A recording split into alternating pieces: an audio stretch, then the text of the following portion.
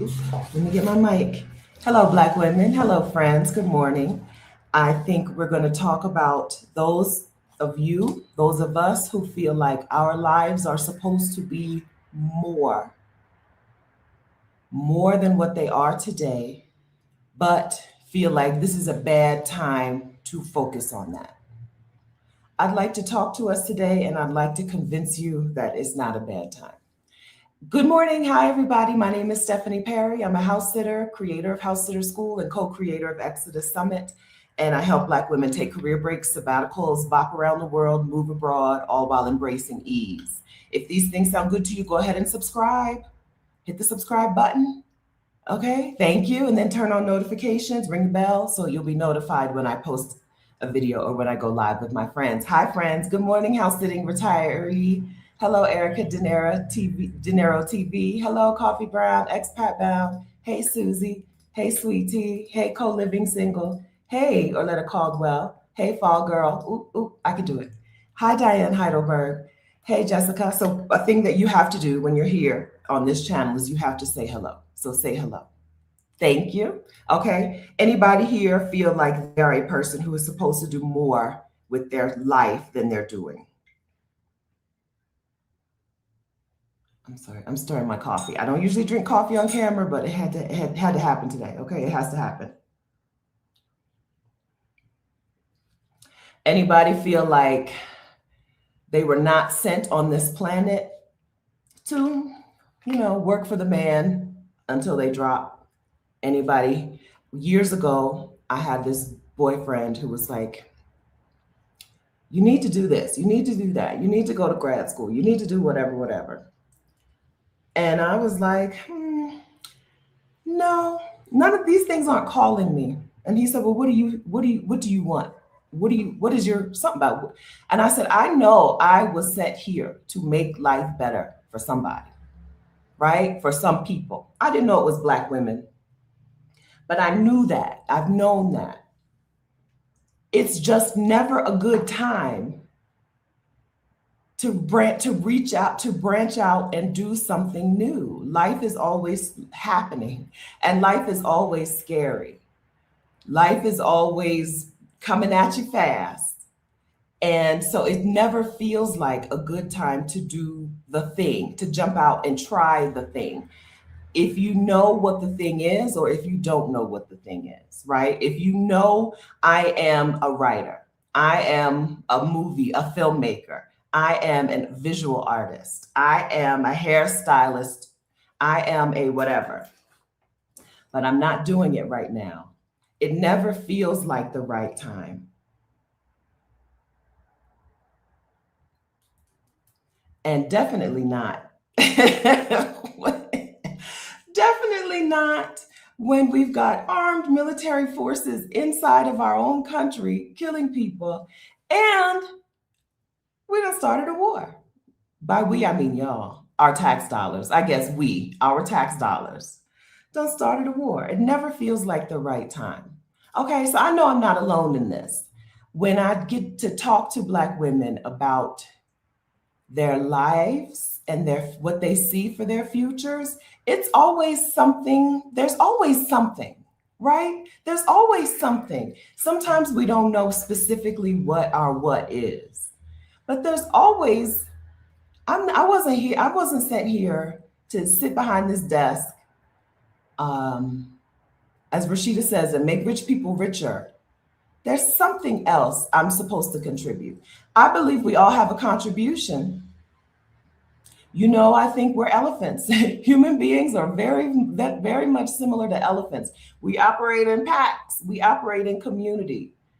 And Alicia Renice on a video years ago, or I don't know, yeah, years ago, taught us about how trees, their root system is interconnected, and they know what's happening with other trees, right? I've been plant shopping lately here in Bogota, and there are plants that are fenestrated specifically so that the leaves below them can get sunlight, right? I'm getting sunlight.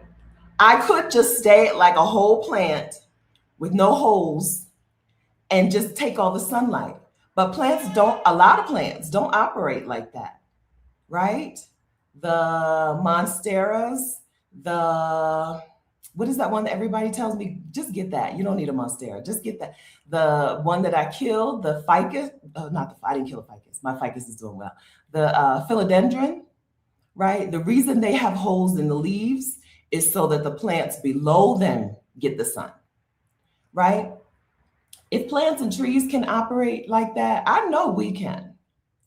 I'm not here to tell anybody that you're not doing enough in your life. Some of you have done your thing. You've contributed your contribution. You can sit back. I believe that too. Some of you have done what you came here to do. Now enjoy the fruits of your labor. Reap the harvest, right? But if you feel like there's something else, maybe you call it a calling, maybe you call it a vision, a purpose. I don't like that word. I don't like the word purpose. But maybe you feel like our purpose is just to be loving people, right? Love, give and receive love. That's our purpose. Okay. I'll listen. I know that. I'm not the boss of you, but I know your purpose. Your purpose is to give and receive love. That's plenty. But for those of you who have a thing that you know you were set here to do and you are not doing it, let's talk about it being a good time to do it. Okay, let's talk about that today. Good morning, everyone. Good morning. Thank you all for the hair compliments. I didn't save them, but I did see the hair compliments. Thank you. I have a full day today. Rashida and I are recording for the summit, for the Exodus Summit channel today. So I got a full day today. Of course, of last night, I messed around and had my devices in the bed with me. And next thing I know, it's 2 o'clock in the morning. 2 o'clock in the morning on a Friday night normally is not a big deal because most of the work I do is this on Saturdays. But this is a full Saturday when I need to be like engaged. And so I think this might be a 2 cup of coffee day, which I almost never, ever. I can't remember the last time I had 2 cups of coffee. I guess when Katrina and Rashida and Francis and I and my mom were in Cape Town, and that we had that really good espresso machine. That's the last time I had multiple cups of coffee in one day. I don't usually do that. Thank you, friends, for all the compliments. All right. Britt Joy. Hi, Brittany. She says, I definitely have been feeling the do something else feeling since being back from sabbatical. Okay, so let's talk about it. I made a list of the something else's, right? Or like is it a list of the something else's, or is it so the pull that you might be feeling might be to take better care of you. That counts. You count. You matter. I say this all the time. If Black lives matter, your life matters. You may be feeling a pull to take better care of you. You may be feeling a pull to take better care of your relationships or form relationships, right? This is not, even though I don't really fool with men anymore. You may be feeling like, you know what, I want a traditional family. I want a partner, I want children, or maybe one or both of those things, right? You may be feeling the pull to document things. I hope somebody is feeling the pull to document what life looks like today. I think we're in a time in history where people will look back, right? Look back at what Black America looked like during this time. I think the Black migration is underway.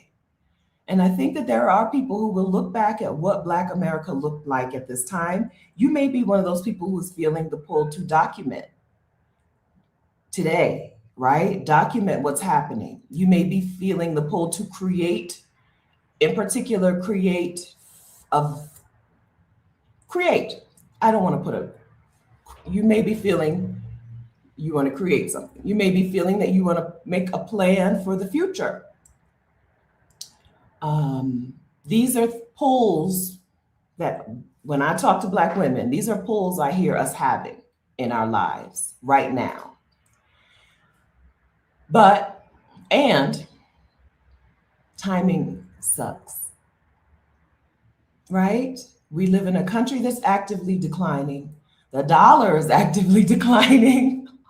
We have to care for our own physical safety, which sometimes can mean that ourselves take a back seat to our safety, right? What I think is that if we if this time passes and all we've done is survive, that's okay. That's okay. All right? I'm not going to tell you any different. And but however, if you want to do something more, it is a good time to do something more because we're in such an energetic and like shifting time. All of these things that I named on here, they're really good for your nervous system today. Hi, Mom. Good morning, Mom. My parents, they're not calling me. I don't know. I can't. They don't call me, but I only get to see her here. This little picture is all I get to see of my parents. It is a good time though, because all of these things are good for you. All of these things will make not just these are not things that are for the outside world, although the documenting thing is for the outside world as well, right? But these are things that will take good care of you. These are good things that if the focus today is on resetting your nervous system or healing your nervous system, these are nervous system healers, right? Caring for you, caring for or developing relationships. That's a real nervous system healer if the relationship is a good one, right? If the relationships are good, having good, strong interpersonal relationships, having good, strong familial relationships, that's a healer, right? That's going to take care of you. Creating for yourself, planning for your future, those are things that are going to make this difficult time in history harder. I mean, better. This hard time in history better, as opposed to um, just biding our time and waiting for things to get better. Okay? So, I don't know. I just want to talk. What do y'all have to say about this? What do y'all have to say about this? I know now that I can't wear this for those interviews because I can't get it right. I can't get my thing right. I haven't. This is from Morocco. I mean, yeah, it's from Morocco. I think that when we're in a time when everything is upside down and pandemonium, it's natural and normal, and it's okay for us to be like, I'm not doing anything else. But some of that, anything else that we would do if we did have the energy, is what will heal us, right? What will sustain us, what will deliver us through these times. I've said this a long time. I felt like the United States was in 1930s Germany. Being in the United States is probably what it felt like to be in 1930s Germany. I read a lot of cozy mystery, and this one particular author that I like, even though it's cozy mystery is just mysteries that aren't gory and aren't super scary, right? Amateur detectives solving crimes as they bop around. But her characters are in the UK or in England in the 30s, right? And there's rumblings about Hitler, right? There's rumblings about what's happening over in Germany. We happen to be the Germany. The United States happens to be the Germany in this situation. But for a long time, I felt like we were that. And people who were ready to make a plan and go somewhere else, they were going to be really glad that they did it during that time, right? Now, I think we're in the 40s now, right? We're in the 40s where our military is causing problems, right? And other people are going to have to respond. Where our press, our media is not talking. Do y'all know that 87 bodies were recovered off of the coast of Sri Lanka from the Iranian vessel that the United States military sank? I've not seen that reported on any US site. I'm in Colombia, so I get other news. 87 bodies were recovered off the coast of Sri Lanka. And I have not heard any US media say that, right? We're in 1940s Germany now. we're in the 1940s, right? The US military sank a Iranian submarine. 87 bodies. Sri Lanka. They were on a like a little. You know how they do a friendly exchange in India. They were in India. Like, here's our ship. Here's how it looks. Right, hanging out in India, and the U.S. military sank it, and Sri Lanka recovered them. I have not seen any U.S. site. Okay, so we're in 1940s Germany, where the press is no longer it's just propaganda, right? Where the press is now just propaganda. State-run news. Thank you for giving me language, the words to use, right? And so I understand. I want to keep saying this because I'm not pushing you. I am not team push through. I am not team push through. I think you should know this if you've been around for a little while, but if you're new, you may not know. I'm not team push through. Tony Jones, who makes affirmation music. One of my favorite affirmations, she says, push through is the ghetto, not designed for my well-being, right? I'm not team push through. Yes, Adalia. Hi, Adalia. Adalia lives in Mexico City. She gets news, right? She gets more news than you get in the United States. Not only did the U.S. sink an unarmed vessel, they refused to rescue the survivors or collect the dead. Okay? We are absolutely in a time when the world is our country and the world is turbulent, to say the least. So I understand if you're like, I'm just going to make it through. Okay? I understand that. I'm talking to those of us who are like, it's shift gears time. It's do something. It's live my lifetime. It's time for me to live my life. This is not fear mongering. I'm not telling you because the world is about to end, because I don't think the world is going to end. If I thought the world was going to end, I wouldn't have gone and I moved into week 3 of the Couch to 5K training program. I wouldn't have done that. If I thought the world was going to end, I absolutely would not have done week 3 of Couch to 5K because it was hard on my knees. Weeks 1 and 2, I've done week 2 probably 3 or 4 times in a row. Switching over to week 3, my knees were like,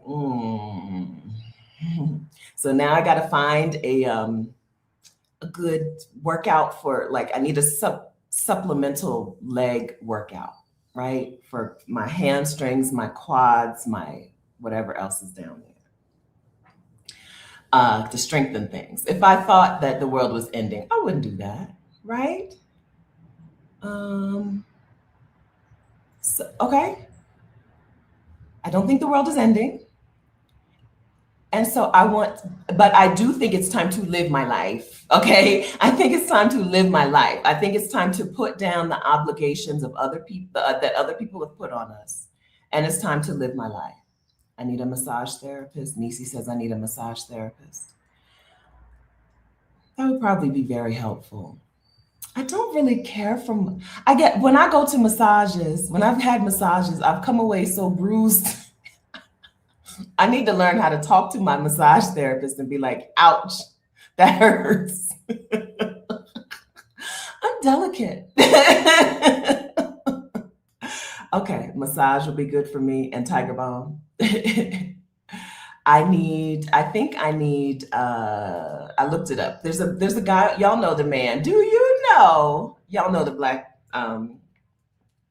I think he's a trainer. I don't know his credentials. I don't know if he's ever worked in physical therapy, but I watch him and he has a whole playlist for runners and for leg things. I have K-leg, as they call it. I am knock-kneed. So I need to really, really, really take good care of my knees to run. I can't run without doing a lot of supplemental work. Yeah, last one I had in Vietnam, I was like, I know this lady is really good, but also I'm done with this. Ouch. So, um, okay, so yeah, okay, so okay, let me focus. Let me take a few sips of coffee and focus this conversation. How are we doing? How is this? Is this conversation at all? Am I making any points? I feel like I haven't made one point yet.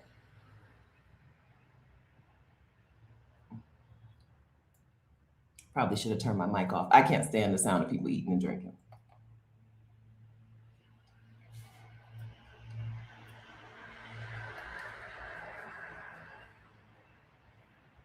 Massage therapist in the building. What do I say to my massage therapist to let them know that I don't want all that.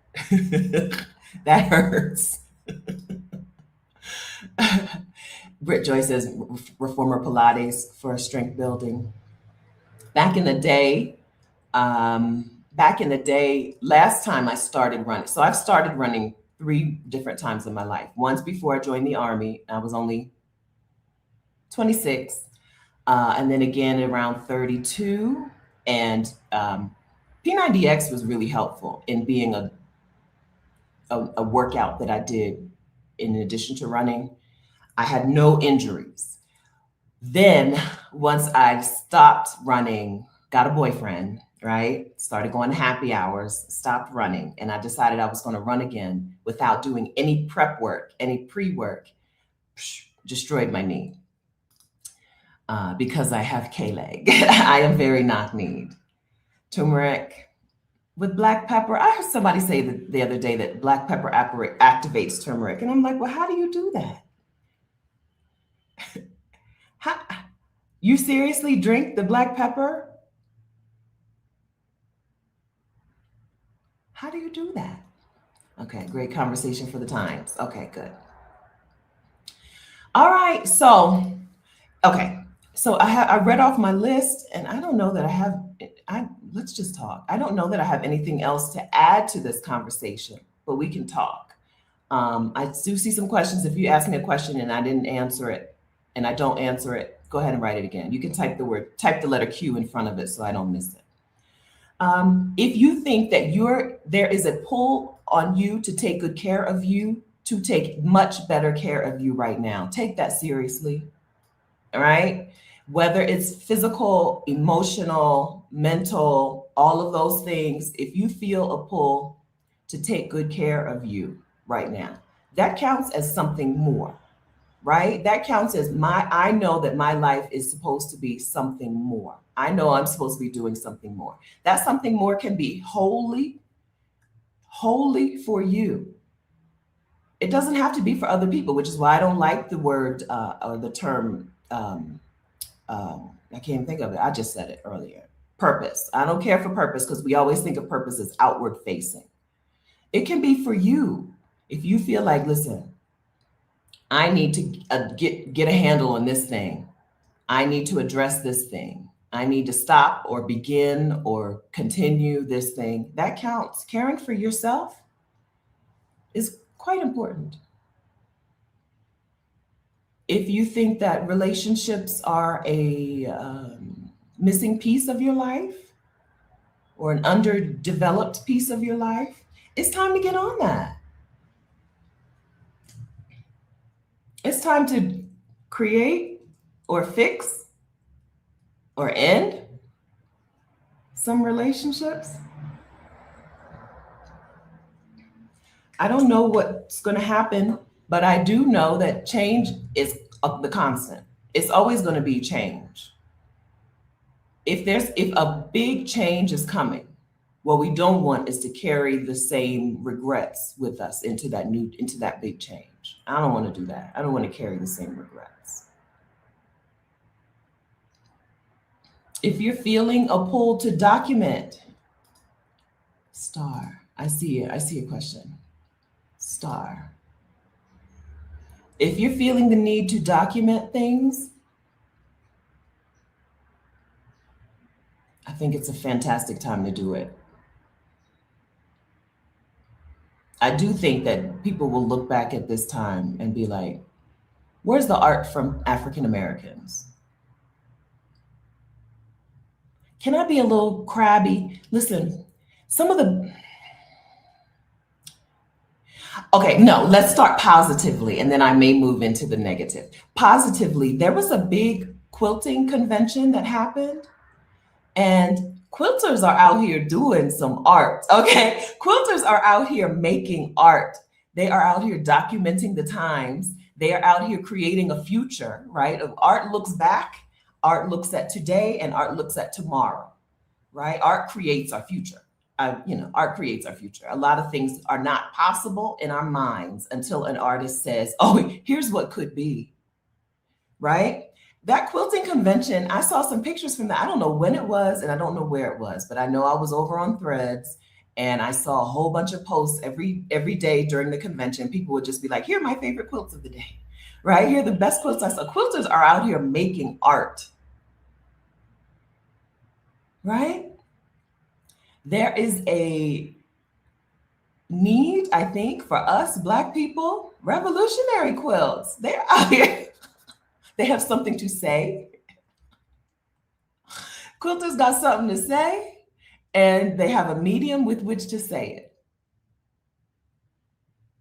And so I think that there will be a look back at like, where is the art from Black Americans during this time? If there was a mass exodus of us, where did we go? How did we demonstrate? How did we show life during this time? How did we show what life looked like for us during this time? And where did we go? I get, okay, so I get a newsletter. Maybe somebody here can help me. You may not know this about me. I am okay. Look, what's the deal with Amy Sherrill being the face of Black artists? And when did it become okay to not see the beauty in Black people, but be the face of Black art? It's the thing that's upsetting me. I get these newsletters from these art collectors and whatever, art galleries. This is like a conglomeration of art galleries. And they keep trying to push Amy Sherrill on me. She's the lady who did Michelle Obama's portrait and made her so gray. Her thing is Black skin gray. And I'm like, where are the Black women artists at? Because we are the most beautiful people. Why are they trying to only show me art where Black people are gray? What is that? What is it? I'm a very basic and simple person. Everyone knows that, okay? I am basic. So maybe I don't get it. But where are the Black women at? Where are the Black women artists at? Who see us as beautiful and not gray? Because what? You've seen Michelle. Y'all acting like y'all have never seen Michelle Obama's portrait. So the newsletter I got just yesterday when I was outlining my video for today, which was like 4 lines, was not Black women, women-owned galleries. And here's some art from women. I mean, here's some art in women-owned galleries that you can buy for X, right? So the newsletter will be like, here's some art you can buy for under $1,000. Here's some art you can buy for under $10,000. Here's some art you can buy, right? And then she's a Black woman artist. She's a Black woman artist. She is a Black woman artist, or Black or biracial. I don't know. But I know Bisa Butler. That's why I'm saying, why are they pushing?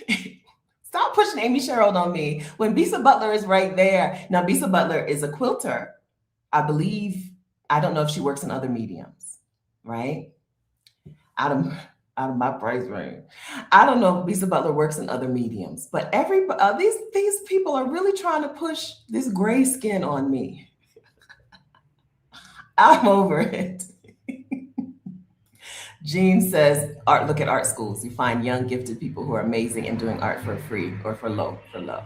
All right. It's a time for artists. This, I'm telling you, this is a time for artists. So what I know is Pablo Picasso. I've been to the Picasso Museum in España. And I know that Picasso was at the height of his career during World War II. We know Guernica. We know that Guernica, I don't know if you call it a mural, the painting, was about the what were they called? Not the fascists, maybe the fascists coming into Spain, whatever they were called, right? He was a World War II. He left Spain. He fled Spain when we don't call them fascists in Spain. You know, the Spanish, whatever. When they moved into Spain, he left Spain and went to France. He went to Paris. But then the Nazis and the people invade Paris. He just stayed. After that, he was like, enough. Okay. They following me around. Enough. Some of the art that we know best of his is during World War II. Guernica. Yeah, so Guernica. But the people, we call them, in Spain, they weren't called the fascists. Spain, World War II. Franco's people were called what?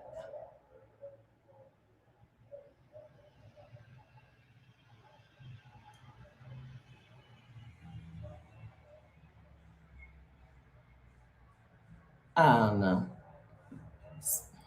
Wikipedia is taking too long to get to it. Y'all know, maybe I should have just typed in Guernica. Guernica.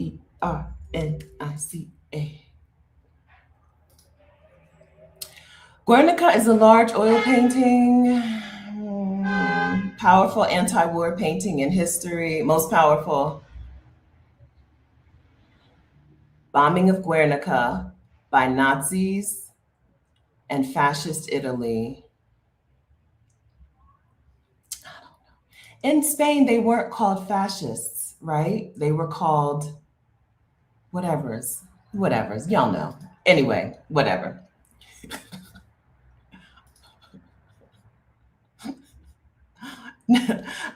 We know this, but as soon as I say it, you're gonna be like, oh yeah.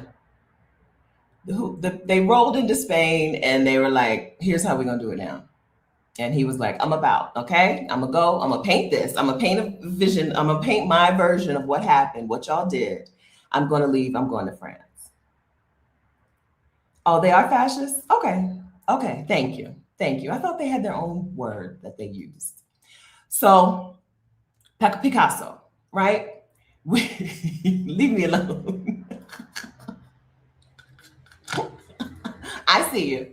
Um, um, art. Art. I just think it's an important time for artists to be making art. I don't know that I have anything else to say about that. Picasso, World War II, boom. Okay, you too. You too. Show the world either what's happening or how you're living. I think it's just as important to show people how we're living. I think that we are really being baited, goaded. The US government is really trying to goad Black people into our own civil war, right? It's trying to goad people into stuff. And Black people are just like, I'm not falling for it. I'm not falling for the okey doke.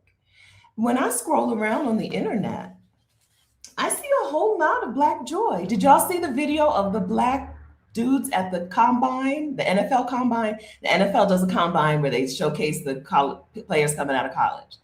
And there was like a string of dudes, so they're early 20s, just tumbling and doing like gymnastics down the field one at a time. Now let me show you my let me show you my backflip. Now let me show you my back handspring. Now let me show you my whatever, right? And people are like, these boys out here frolicking, right? There is an outbreak of Black joy, and I would like to see that documented. right? I would love to see that documented. What did it look like to be Black in a place that has said, uh, we actually would like to take y'all out. We would love to exterminate y'all. Can you respond to us in such a way that it'll look okay to the world? A little okay to the rest of the world that we just annihilated y'all. And we're not falling for it. And not only are we not falling for it, but we're living and being in joy. So I plan to go to this is the Black Joy Parade. I just saw that happened this is the one in Oakland, right? Was it Oakland? I put that on my calendar for next year. Even though, I don't really want to be in the United States like that. I put that on my calendar for next year. I'm in Colombia. Weather in Colombia is very similar to weather in Oakland. So I was like, I can handle February in Oakland. If I can live here, I can live in Oakland in February or be in Oakland in February. I saw that, right? I put that on my calendar for next year. I think Essence Fest, I don't know that Essence Fest is ever going to be what it used to be, but I saw the lady, one of the organizers of the Black Joy Parade was like, here's what you're missing. Okay, here's what you're missing from Essence Fest. We got it here. Come here. That's on my calendar for 2026. 2020. We're in 2026. It's already 2026. It's on my 2027 calendar. Tentatively, I don't know when the dates will be, but I just extrapolated based on when it was this year. Felicia. Hi, Felicia. Felicia and I were in El Salvador in Adelia's retreat together. My hula hooping practice is my Black joy. I follow Felicia. When's the last time Instagram showed me you, though? That's the problem with Instagram. You follow people. I follow Felicia because I'll be like, let me see what she's doing out here. How the hula hoop been going? I have a few hula hoopers, roller skaters that I love to follow on the gram. Let me make sure. Instagram be playing games. I just want to pull your account up. I'll share it with y'all. At Felicia Holman. Okay, it's still there.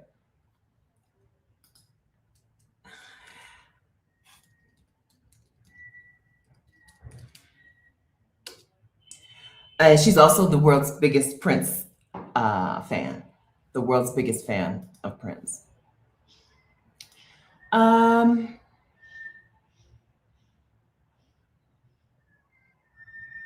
The ideology was Francoism. Okay, maybe that's what I was thinking. I thought for sure they had their own word. I know. My question is, why is my question? I know. You also have to understand that nobody thinks their skin is more beautiful than I think my skin is, which is why y'all really don't have to compliment me.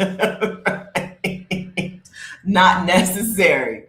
I just started looking at what I'm going to pack to go to Ghana because I need to order clothes ahead of time or whatever. I'll get a couple things altered.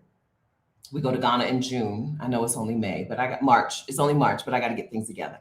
And I was like, well, definitely I'm wearing lots of orange. I love the way we look in a rich orange. I'm still trying to find a good orange swimsuit.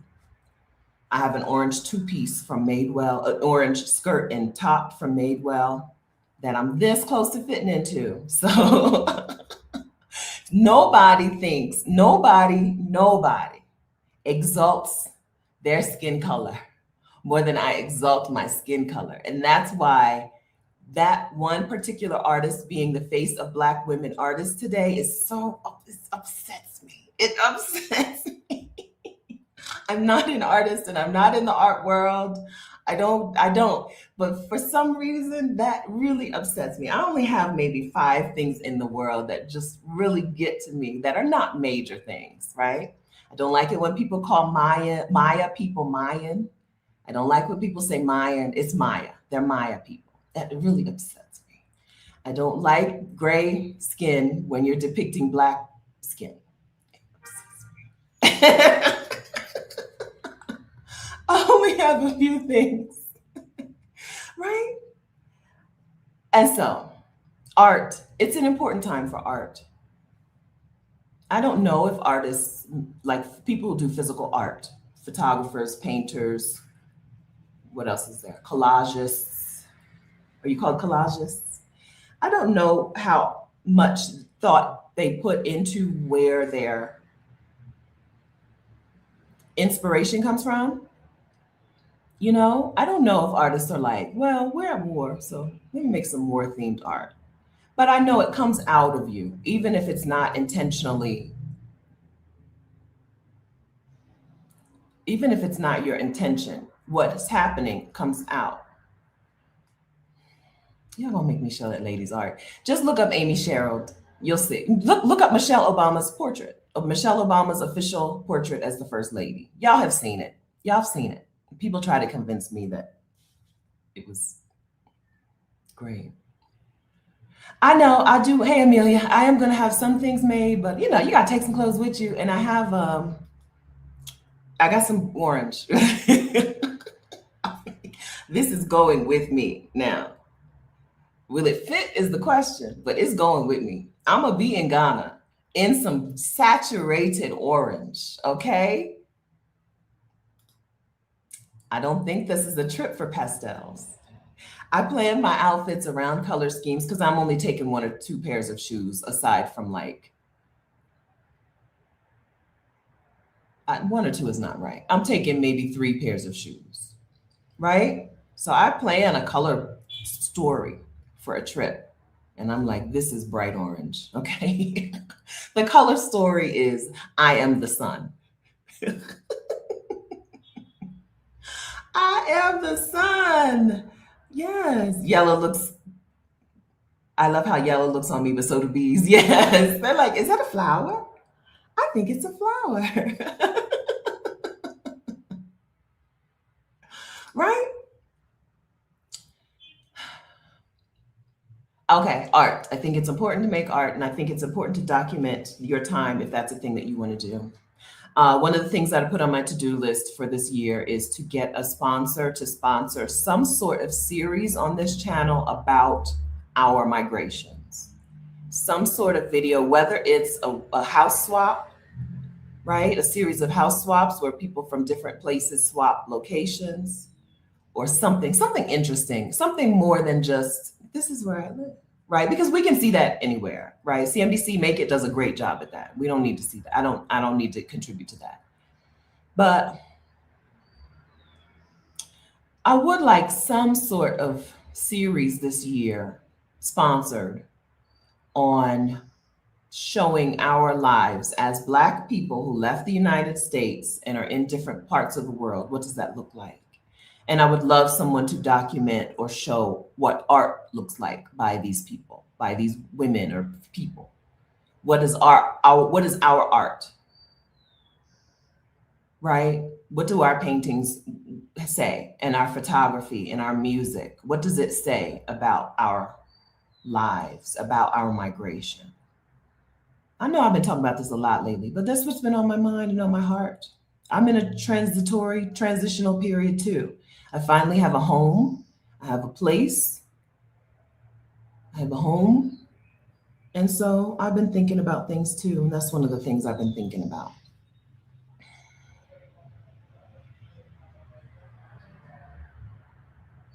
But your art doesn't have to be for other people. It can be it can just be art for you. So we talked earlier, I was like, all of the things on this list almost are also just real nervous system healers. And making your own art is a healing thing. It's healing. I saw a lady talking about the vagus nerve, right, that goes from the brain to the organs. And she talked about how the things that activate it in the way that we want, I don't really know, right, include play with other people. Play is wonderful for our vagus nerve, for our nervous system resets, right? Play is wonderful for that. But play that includes other people it's like a supercharged healer, right? And so what does that look like? That's why people respond so amazingly to sip and paint. Like seriously, it is a healer. Them sip and paints are healing.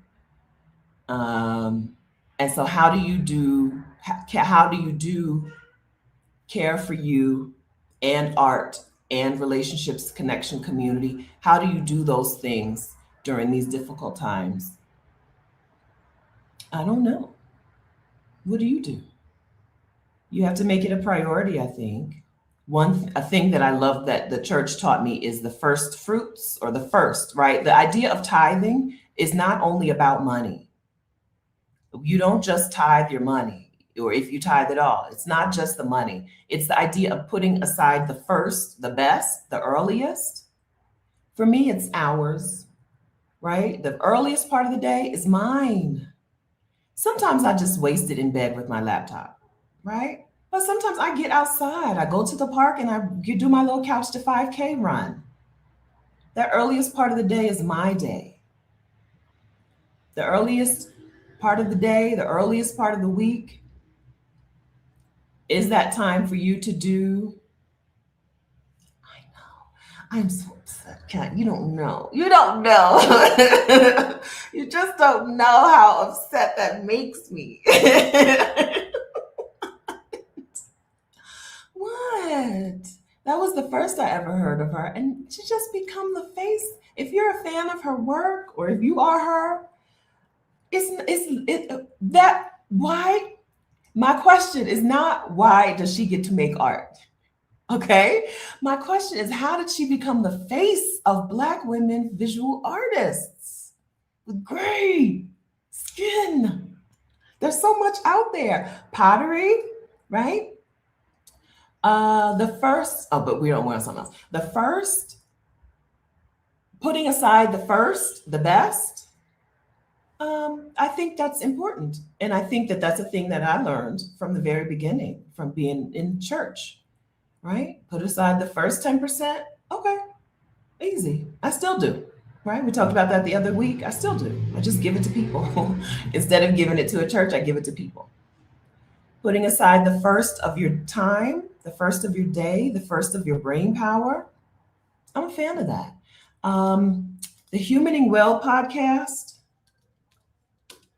Maybe I should have made this a video where I gave you a bunch of resources. I can reverse that.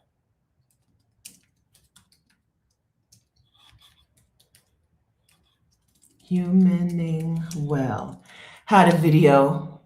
I just watched it, but I don't know when she put it out. The Humaning Well podcast.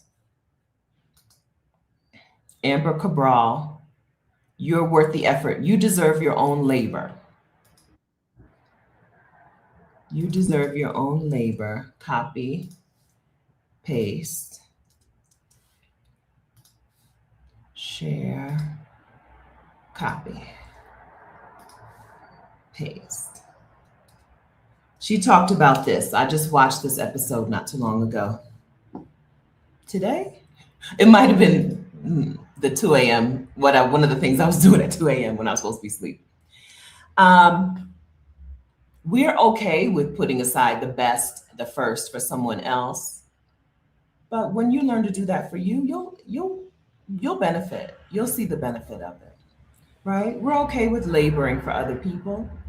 But I think a lot of us, from my conversations with Black women, a lot of us are now like, what if I did it for me, right? What if I used my powers for my own me? My foster sisters, they used to be my own me. What if I use these things for my own me? What if I use these things for me instead of for other people? There's not a lot of reciprocity in the world. I appreciate reciprocity, and I try my hardest to participate in reciprocity. But when you see reciprocity not happening, it's time to switch it up, right? It's time to put you first. I guess even if there is reciprocity, you still put you first.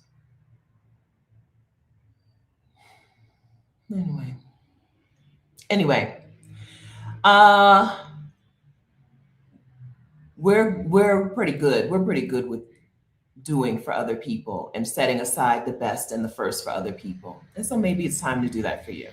So if those of you who feel like, it's supposed to be more, there's supposed to be more. My life in particular is there's supposed to be more to this thing than what I'm doing today and what I have received today and what I'm accepting today.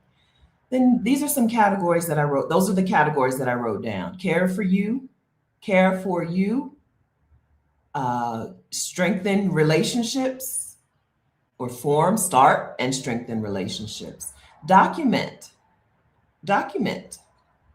create, create just for you, right? So document is kind of like creating for others, but create just for you and make a plan for the future. I think that those of us who are like, it's supposed to be more, there's supposed to be more than this. There's supposed to be more to it than this. I wrote down those things as what we do when we feel that way and we need to move forward or pivot or shift gears or put the pedal to the metal or whatever. Any other things, any other ideas or any other ways? Those of you who were like, this is supposed to be more and you did it, right? There's supposed to be more to this thing. And then you got that thing. You made the change. Was it one of those? Was it something else? Why don't you share about that?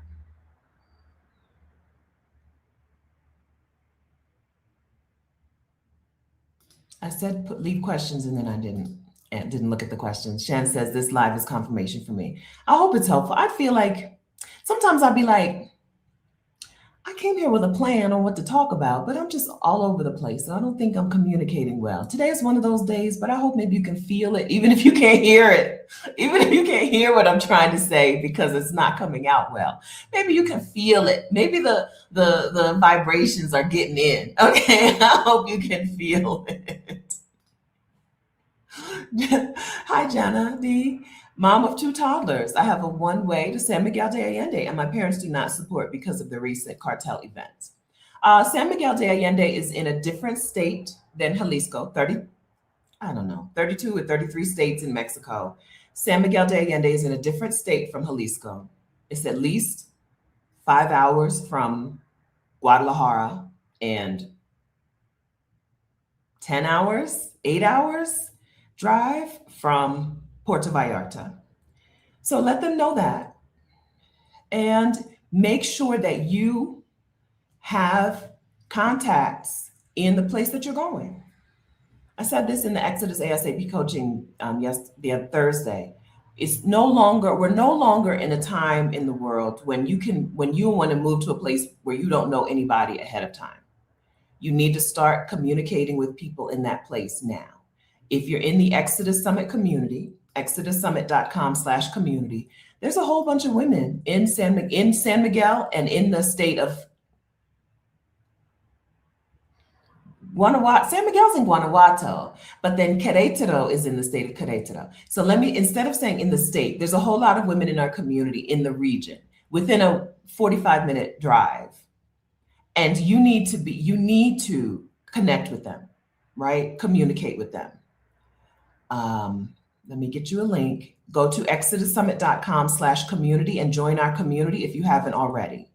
You and your kids need to know some people there before you get there. That's everyone. It's not because San Miguel de Allende is unsafe. It's because the United States is doing some bonkers shit. And you need to be prepared, or you need somebody who is prepared for bonkers shit to happen. Let me get the link before I tell you this. Link. Join the Exodus Summit community for Black women, exodussummit.com/community. We have left Facebook. Huzzah! We have left Facebook. All right, so you don't have to fool with Facebook to be part of our community. Now, we're on a place where there's a $1, we're on a platform that costs money. So there is a $1 fee to join, but it's just $1, not $1 a month or not $1 a year, just a minimum of $1.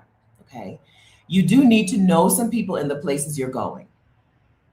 My neighbor, I walked in the building yesterday and there's a 25-pound, 12.5-kilo bag of rice at her front door. And I know she lives alone and she's 70, right?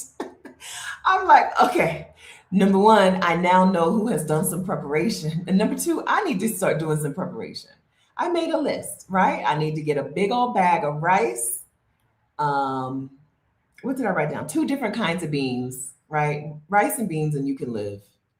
Uh, I want to grow something vitamin C like. I think you can grow spinach here pretty easily.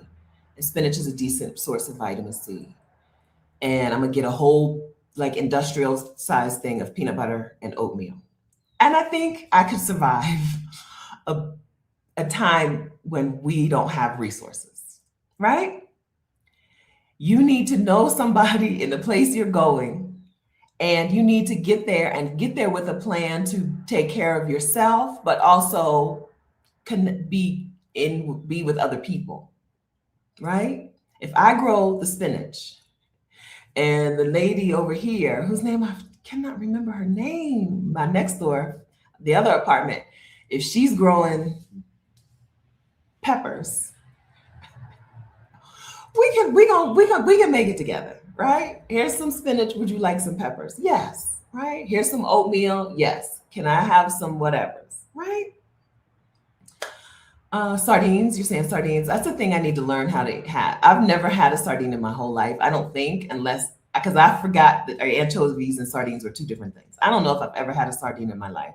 I need to get familiar. Get familiar with sardines. I'm good with canned tuna, but you don't really see canned tuna in big. I don't know how you would do canned tuna. Okay.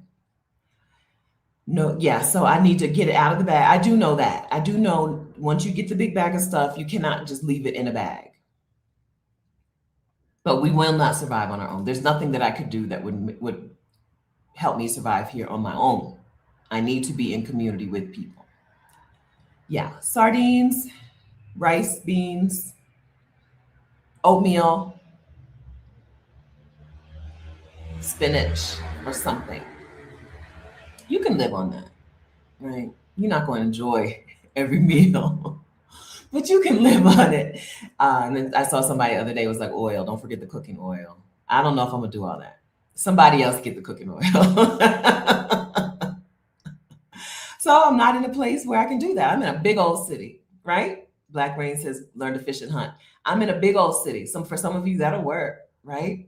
For some people, where you are, no problems. I'm in a big old city. And so anything but spinach, but it's pretty easy to grow here. Well, tell me what to grow. It only gets to like 70 degrees here. And they did say, they did tell me, what was I had a thought and I lost it that quickly. Oh, is it a pepper? There is a low heat. There is a pepper that grows, a bell pepper. Bell peppers also have good vitamin C. There is a bell pepper that grows nicely down here. And then, whatever's. Those little things that I don't know the name of, those little orange things. I don't know if they have good vitamin C, but I assume they do because they're orange or yellowish.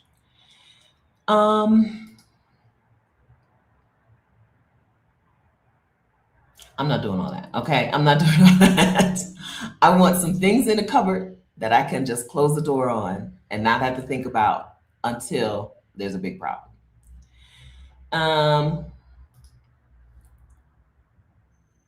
But we're talking about your life. You're looking at your life today and you're like, this ain't it. Right? This ain't it. I was not put here to just make it. Every time I go, I've only been twice, but every time I go to the Gold Museum here in Bogota, and they talk about how the ancient people, not ancient, you don't call them ancient, the original people here, how they used jewelry and metalwork, metallurgy to communicate, right? And the bird symbolizes delivering a message from the gods. And I'm always like, oh, that's neat. As much as I don't care for birds all that much, birds are a-holes. They fly into your house and then they don't know how to get out. They poop on you outside. I get pooped on quite a bit by birds. I get pooped on quite a bit. you're eating outside and they just drop stuff or they steal your food. In Delaware, we have seagulls, right? They will just steal your food. As much as in the real world, I don't care for birds all that much. I do think I'm a bird. I am a bird. I'm here to deliver a message. I'm a talker, and that's on purpose. And I think that if I was still in 2014 life, I would feel like there's got to be more, right? There's got to be more. Because I know that because in 2014, that's what I thought. In 2014, I was 40, yeah, just turned 40. And I was like, this ain't it. Went to work in the hospital, was a pharmacy technician, and I worked night shift. And I came home and I didn't have relationships and friendships because I worked night shift and everybody was doing everything when I was at work. And even if I did work day shift, I probably wouldn't have had like real relationships and friendships. Because I do like being a hermit, and some people don't get that, and they think you don't like them when you just like being in the house. I just like being in the house. But I was like, I could count down to 67 retirement. I'm 40. I was already counting down, but I could keep counting down to 67 to when I get to live my life. Or I could start today. Let me start. Let me figure it out. Let me do something pretty radical and live my life in a way that other people say you're not supposed to, and see how that works. And it worked out really well. That was 2015. I quit my job, traveled the world for a year on my savings at $14,400. And I traveled for a year in Southeast Asia on that money. And then that changed everything. So the version of me who my dude was like, you got to do something. And I was like, I mean, it's coming. I think I just thought something was going to fall in my lap. I'm made for something. I know that when I open my mouth, people respond, whether it was in college classes, in church, when I got the mic, or when I took the floor, something happened.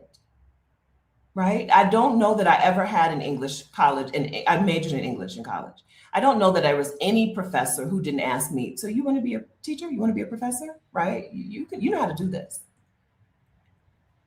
Always. I always knew that words and talking and writing was something that I was supposed to be doing. Even when I'm not doing it. I've always known that. I'm not the only person. A lot of you know that, but life is in the way of you doing it. And I just want you to know, in my ineloquent way today, that it's time. It's time, not because the world is ending, because I don't believe I don't believe this is the end of the world. We made it through COVID, right? That could have been the end, girl. It was close. We made it through COVID. I don't think this is the end, but I think that this is a pivotal moment when people who say, I'm taking the leap, will be rewarded. My YouTube channel was rewarded during COVID. My YouTube channel started June 2019, and I was handsomely rewarded during the COVID time because I was already taking action. I was already in position. I think artists today, Black artists today, are in position. Right? Picasso made good money in his life. We think of the starving artist trope, but Pablo Picasso, he was muy rico. Mucho dinero. Okay? Right? I think artists who are making art today are going to be handsomely rewarded, not just with money, because we don't want money to be our God. We don't want money I don't believe in worshiping money. I worship Black women, right? We don't want that. But we do, there will be a handsome reward for it. I think that those of you who focus on community and relationships and connection today, I think you'll be rewarded for it. I think it's time. If we're heading into a major Whether war is not, everybody keeps telling me war today is not going to look like war in World War II, right? But whatever it looks like, my computer's giving me notifications about things. Whatever it looks like, it is going to change things.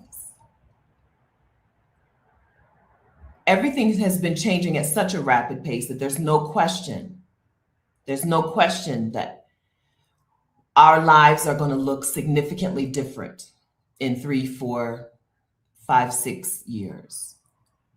And the people who say today, I'm going after my life, right? I'm not going to sit back and let my life be what I'm given.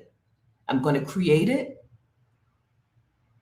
I think we will be rewarded. Okay?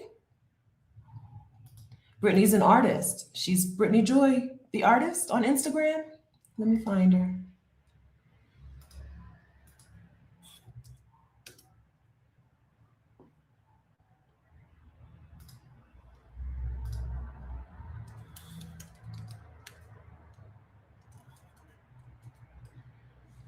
Ooh. So I'm at the age now where I'm getting those white things in the corner of my eyes when I move my eyes too fast. Life, girl. Life. Let's see. No, that's the wrong Brittany. Brittany, you have multiple. Brittany creating joy. Brit's creating joy. She's got multiple. She's one of them, right? One of them young people with many Instagrams. This is the one. Brit's creating joy. Copy. Paste. Boom. Okay. She says, I let work in the way of my vision and plans from last year. Time to get back to it. I think that there's a reward, right? Listen, if you don't want to hear somebody quote the Bible to you, cover your ears. Okay. You know, I've spent too many years in church to not know. It's just wrote in here, right? But you will reap the reward if we don't faint, if we don't quit, if we don't give up. We will reap the reward. I think it's reaping season. I think it's time to get those rewards. And so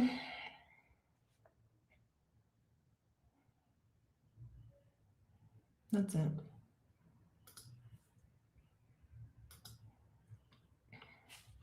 Kat says, I am reclaiming my identity as a writer. How was the writers' conference? I'm writing a utopian novel every day this year. What? Oh, want to do a writer's retreat in Bogota. Yes. How do we do that? Oh, you want to just come here? You can come and stay. Come holler at me. You have my WhatsApp?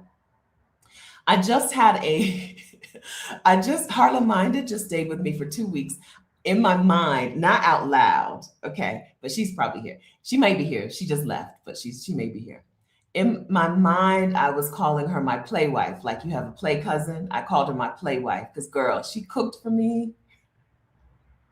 Every day she was bringing in food into the house. I have not seen that many fruits and vegetables in this house the whole time I've lived here, as there were in the 2 weeks that she was here. I would be sitting in here. I would turn around and she'd be like, here's a smoothie, right? If you want to do a retreat here, yes. Okay, come on over, come on down. WhatsApp me. If you don't have my WhatsApp, email me. Stephanie@vicarious.com. That's cat only, okay? Yeah.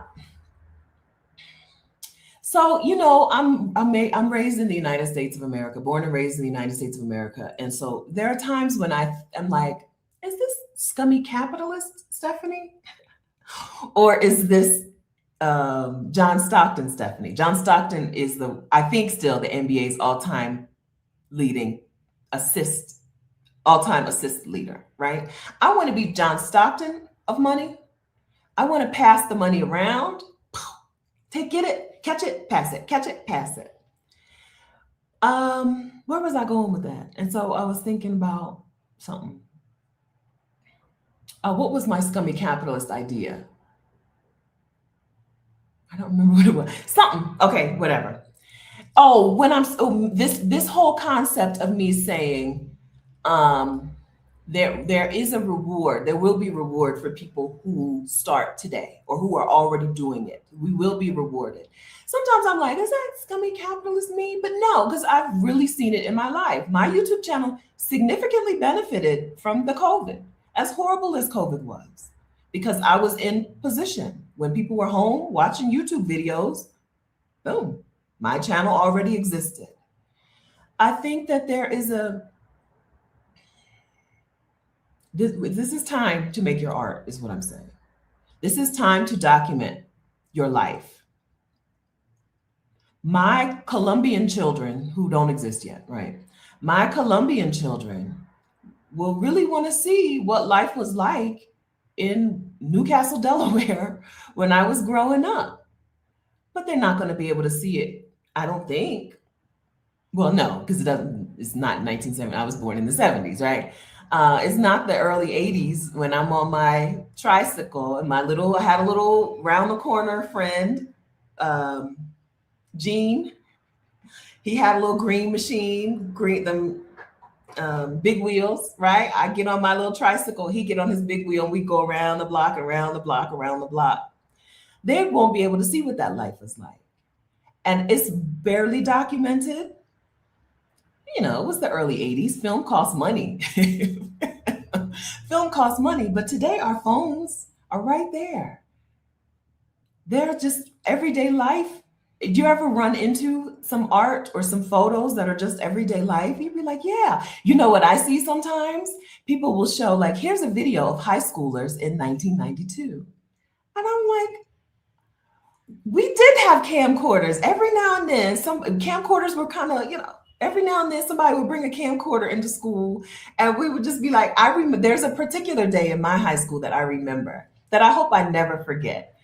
I went to Westerville North High School in Westerville, Ohio, and I believe it was senior year, might have been junior year. I only went half of my senior year. We moved halfway through my senior year back to Delaware, but it was either my senior year or my junior year, and there weren't that many Black kids. It was a white school. And every Black dude in that school was like, one day, everybody was like, oh my God, did you see the new girl? Did you see the new girl?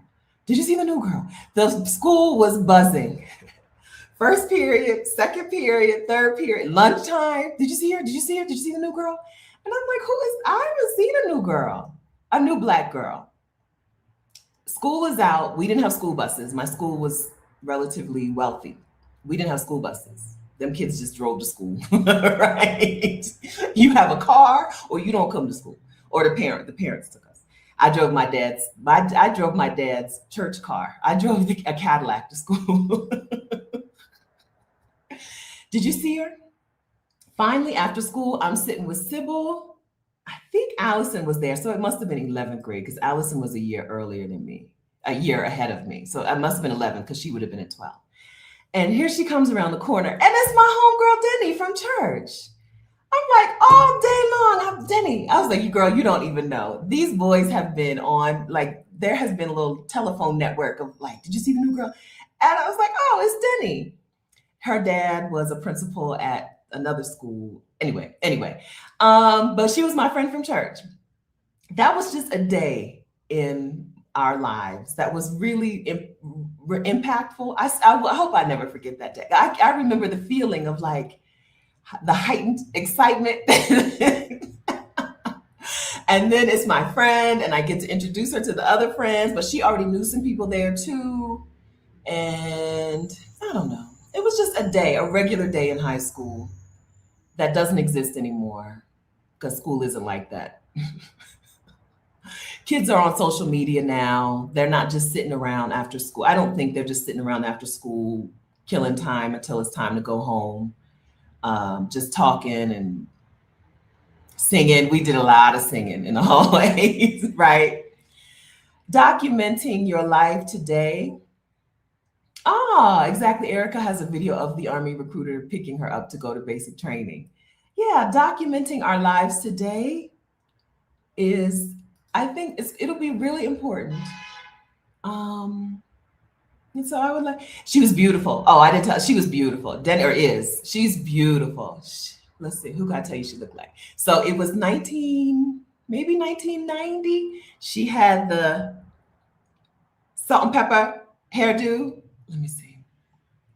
I think when I think back of her, I think of her haircut being like salt from Salt and Pepper, right? She had really curly hair.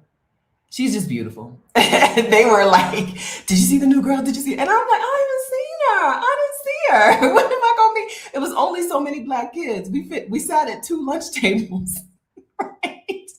As big as our school was, as big as the cat. We sat at two tables at lunch, and I didn't get to see her all day. And then finally, at the end of the day, is my friend. They were like, even Sybil had a boyfriend. Even her boyfriend was like, "Did you see her?" I'm like, "No, where is she?" Here she come around the corner. I still remember her coming around the corner with her fresh haircut. Yeah, a little asymmetrical. Absolutely. I still remember her coming around the corner. Denny, what are you doing here? Right? Yes.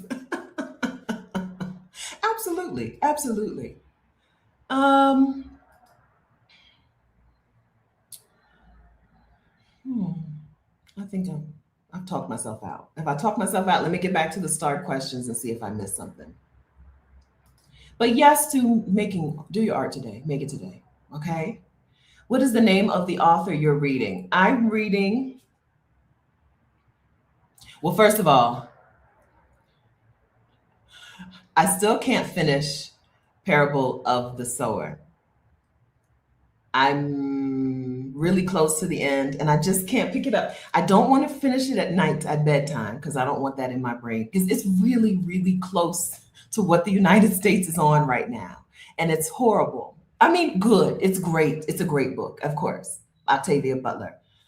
But I don't want to read it right before bed and I don't want to read it first thing in the morning because I don't want that setting the tone for the day, right? Right now, I'm at a place where the main character and her little gang or little squad of people is walking on foot in California from one city to, they're walking from California to Oregon or Washington. I don't know the difference between Oregon or Washington. I really don't know the difference. They're walking from California, from Southern California up into Washington State and it's just horrible. Right, but it's also realistic, and so that's one thing I'm reading. I read two Heated Rivalry books. You know, the gay hockey. I watched the gay hockey show. I watched Heated Rivalry, the season one, and then I read both books. Right? If you want to, I don't want to say turn off your mind, but if you just want to be in another world for a while, I read Heated Rivalry and The Long Game. And then I started The Day God Saw Me as Black. I've been carrying that book with me for over a year. I'm pretty sure it's been out for at least a year. I've been reading that out for a year. Let me see if I can.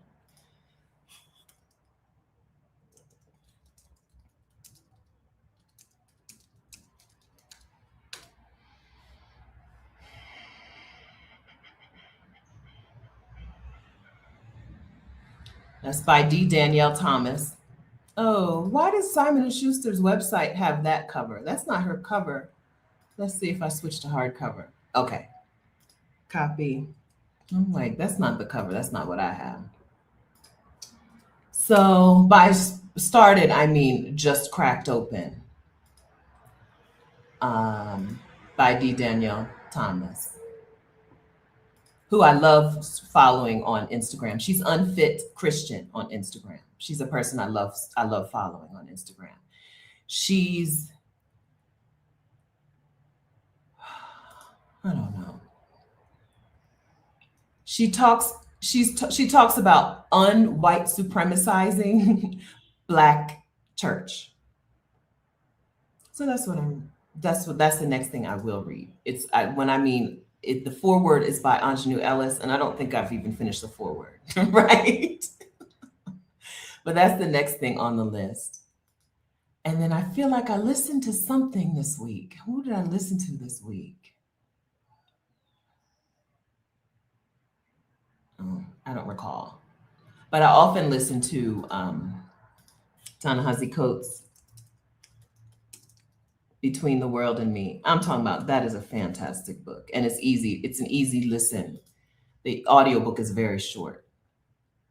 Between the World and Me. I love that book. As a Black person. So he's talking about I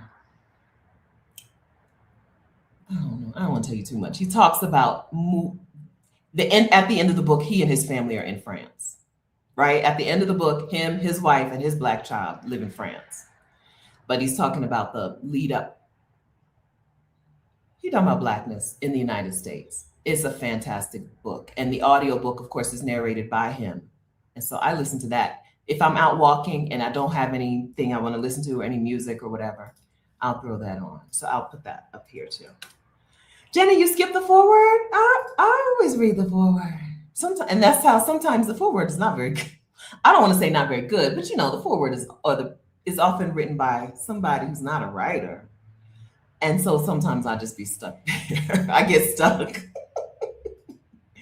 I always read it. I feel like it's going to set the tone for the book. Yeah, it's fantastic. It is. I don't care for what men have to say. I don't generally want to hear what men have to say, but that thing is fantastic. The cozy mystery lady. Mm-hmm.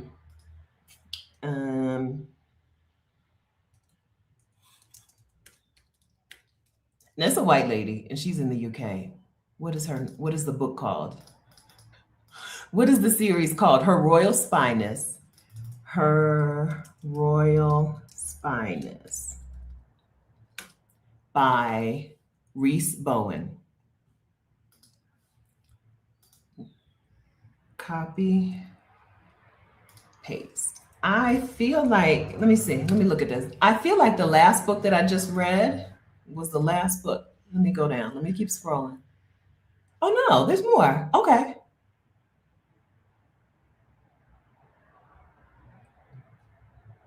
I finished four funerals and maybe a wedding. That's book number in this series. That's book number, oh gosh, 1, 2, 3, 4, 5, 6, 7, 8, 9, 10, 11, 12. Okay, so I just finished the 12th book in the series. I've read every single one.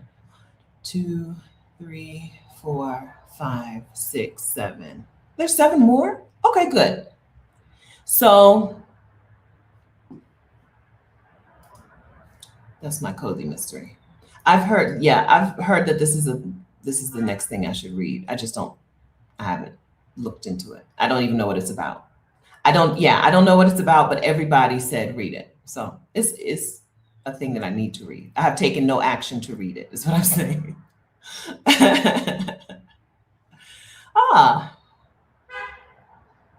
TT Adon, hi. I went to Westerville South in the 80s. I graduated in 1992 from Westerville North. Oh, thank you. So I have eyebrow pencil problems. All of this is pencil. My eyebrows are basically non-existent. And every time I find something that I really love, they discontinue it. So finally, Sephora had a pencil that I just was like, this is perfect. The texture, the pigmentation, the lastingness, the ease of use, the movability. You don't want a pencil that once you put it on, you can't, like with eyebrow pencil, you need to be able to push it around, right? But then you want it to stay. Sephora had the perfect pencil, and don't you know they changed it? I get down here to Columbia, and Max Factor is selling that same pencil. Like they rebranded it as a Max Factor pencil. Fantastic. So I bought 4 or 5 of them. And then when I ran out, I go back, and now Max Factor has discontinued it. So now I'm using a Revlon Color Stay, and it took me a while to learn how to use this pencil. They all have they're all different. And so for the last few weeks, I feel like my eyebrows have been super dark. Since I've been back here in Columbia, they've been super dark, and I just haven't been able to get it right. But over the last 2 weeks or so, I'll say, I figured out how to use this pencil. Right? Now, I'm going to go buy up a bunch of them, and then they're going to be discontinued too. They're going hope you discontinue too. You like the Benefits Brow Pencil? I have oily skin, especially in this part of my face, and I have no eyebrow. I think eyebrow pencil is designed for people who have hair, just to accentuate. So for me, a pencil, when I have no eyebrows, means it needs to do a lot of work, and most eyebrow pencils are not made for that. It's one of my it's one of my life's hardships is having naked eyebrows. Um, there is a lady, I do see this lady in California who does fantastic work. So next time I get to California, I'm gonna try to get on her schedule. I used to use a little gel pot, but the one I was using, it used to be a good texture, but now it's too slippery and too, so, okay, even with sparse brows, the benefit works, okay. It's, yeah, so they're made to fill in. They're not made to create an eyebrow. And so it takes a lot to start with zero and make an eyebrow that looks like an eyebrow. It's probably a skill that I've developed that I don't know. Probably a skill I need to add on my skills inventory. because because it's really something that I have worked on this. I have worked on this for at least the last 15 years. I have worked, and some days it doesn't look good. But it's a skill I have developed. My birthday is July 5. Yeah, I'm thinking about, I keep thinking about it. So when I was with Adelia for her birthday, this time last year, we went to a restaurant, and then some of the women were in the ladies' room, and three of the women in the bathroom had their eyebrows microbladed, and they all looked good. So now I'm ready to do it. Or microshade, is it called microshading now? We call it microshading. They all looked good, and none of them had it done within the last 3 or 4 years. They were all like years old. So now I'm ready to go ahead and do it. I wasn't before because I was like, I don't want to see what they look like when they're new, right? Roshni just got hers done maybe last year. I need to see how they age. And the women in the bathroom had theirs done years ago, and they looked very good. So I feel good about that. No, they're not coming back. They're not coming back. No, because Connie Perry don't really have eyebrows like that either. They're not coming back. I got a better chance in regrowing teeth than I have at growing eyebrows. Hair is so strange. I got a full beard and no eyebrows. That's ridiculous. Like I have to shave my beard at least twice a week if I don't want people commenting. I don't shave my beard for me as much as I shave it for other people. It really upsets other people. Seeing a woman with a beard really upsets people, right? And I got a beard that goes all the way down here, right? I shave that thing twice a week, but I can't grow an eyebrow. Come on. Life. So unfair. Yeah, take a picture. Okay, thank you. I'll take a picture so that when I get my blading done, she'll know what to do. She does this. This is kind of like it's why I starred her, the lady in California. She's Asian, some sort of Asian. It's why I saved her because she can do this. A lot of people, everybody has their own touch, and she can do this. I don't have any plans to get to Atlanta. I think I'm more likely to go to California than Atlanta.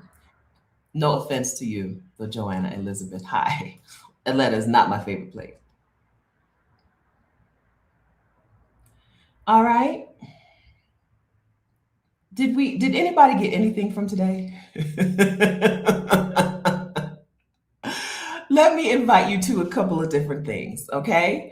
Let me invite you to Exodus Summit meetups that are happening. We have meetups happening here in Bogota, Colombia. Kat, do you know that? Bogota, Colombia meetup.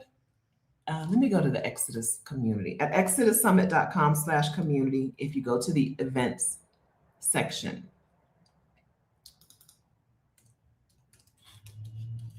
you will see the events happening. Oh no, this is the invitation. Let me log in. Heartbeat. If I just type heartbeat, I should get there. And we have some meetups happening that you'll want to know about. Oh, Northern California tomorrow, next Saturday. Phoenix, Sunday, the 15th. Guadalajara, Mexico, Monday, March 16th. Hampton Roads, Virginia, Saturday, March 21st. And Austin, Texas, Saturday, March 21st. The Texas gang is kind of big, okay? But Austin is located far enough away from Dallas and Houston that it may not be overwhelming, okay? Georgia, where? Sandy Springs, Georgia, March 22nd. Southern California, March 22nd. Bogota, here it is. Bogota, April 18th. Art Bow is a Bogota art weekend that's happening that weekend. Uh, what, what is the word? All I can think of is physical art, visual art. It's a visual art weekend. Art Bow is the weekend of April 18th. And so our get together will be something related to that. Maybe we'll go to some galleries together or something.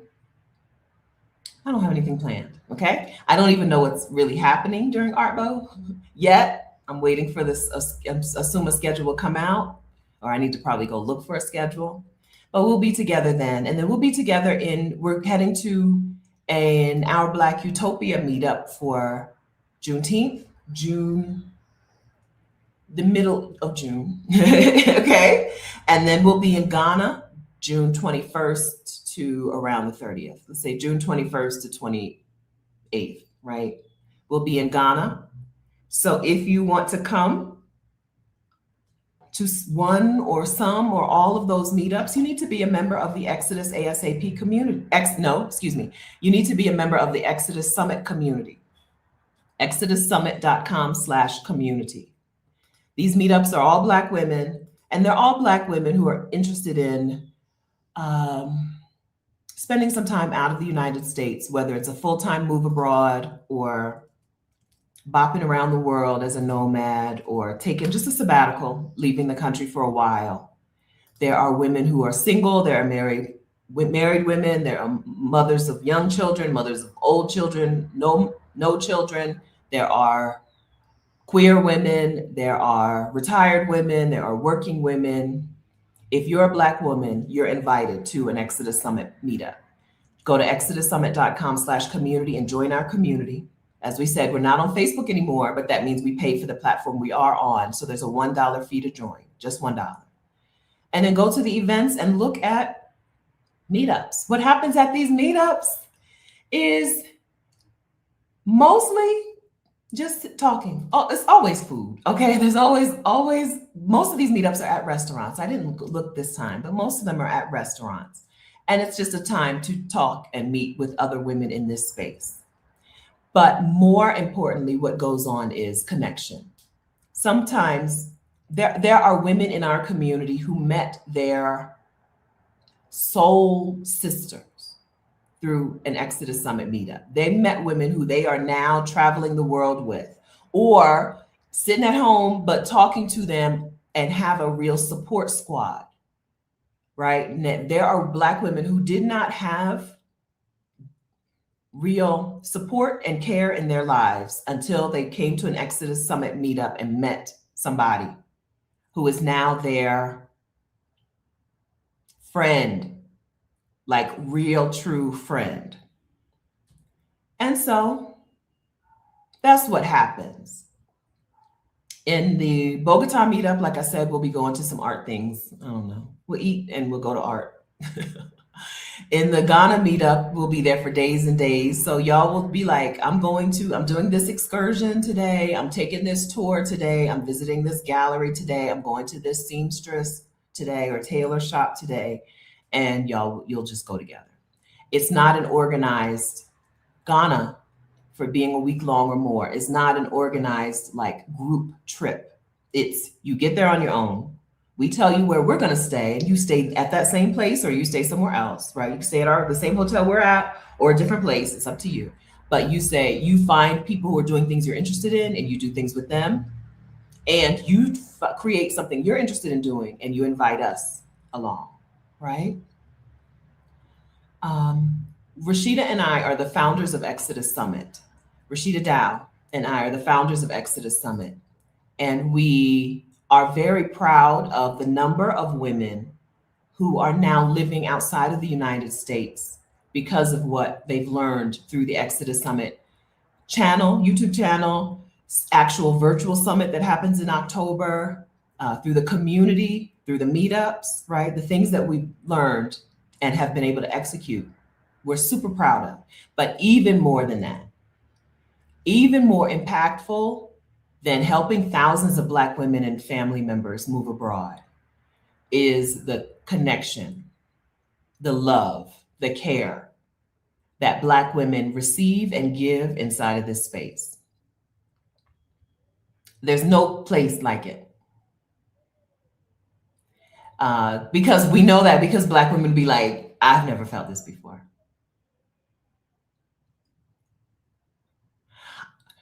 Okay, I want to say something. Take it as a joke, okay? Okay? All right. We have been called a cult a time or two, okay? It's because, okay, I can tell you why we're not a cult. I'll explain it to you. But it's because of that feeling. It's because of the connection. It's because you don't just come to a meetup and come eat at the restaurant and then leave. It's because you have now support, which part of the reason that is proof that we're not a cult. Because cults take from you. There's no cult that only wants $1. Okay? But there is a warmth, a connection, a friendship, a community inside of Exodus Summit that we're so proud of, that is so life-changing for the women in our space.